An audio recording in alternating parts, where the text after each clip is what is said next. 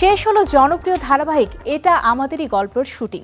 শেষ দিনে শুটিংয়ের ফাঁকে গণমাধ্যমের মুখোমুখি হন নির্মাতা মোহাম্মদ মোস্তফা কামাল রাজ ও কলাকুশলীরা।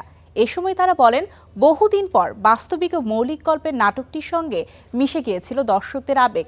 এমনকি নাটকটির প্রত্যেক অভিনয় শিল্পীও মিশে গিয়েছিলেন গল্পের সাথে। অভিনেতা ইরফান সাজ্জাদ বলেন, ধারাবাহিকটির মাধ্যমে তিনি খুঁজে পেয়েছেন ক্যারিয়ারে নতুন মোড়।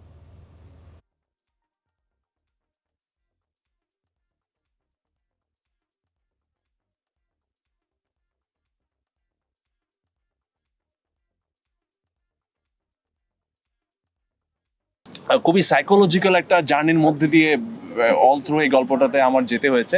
আমি চেষ্টা করেছি যখন যেভাবে যতটুকু পরিমিত অ্যাক্টিং করা দরকার সেটা করতে, এবং আমি চরিত্রটার কথা কখনোই ভুলবো না, যে চরিত্রটা আমার নামকে ছাপিয়ে মানুষের কাছে অনেক বড় একটা পরিচয় পেয়েছে। রাজ ভাই এক বিশাল অভিজ্ঞতা এই প্রজেক্টে আমার জন্য।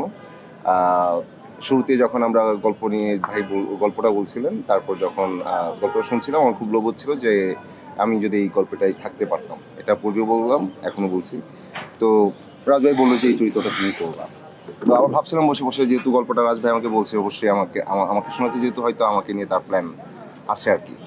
তো তারপর খুশি হলাম। তারপর রাজ ভাই বললো 3 মাস পর এটা শুট শুরু হবে। তারপর ভাই বললো যে 3 মাস পর না, আরও পরে শুরু হবে। এবং উনি গল্পটা একদম শুরু থেকে শেষ পর্যন্ত মানে একদম গুছালেন, তারপর শুরু করলেন। এবং এই যে আমরা এতগুলো মানুষ 7 মাস শ্যুট করলাম, তো একটা পরিবারের মধ্যে দীর্ঘদিন ছিলাম। সবার মধ্যে অনেক কথা, অনেক হাসি আনন্দ, অনেক স্মৃতি, এইগুলোই আসলে এক্সপিরিয়েন্স।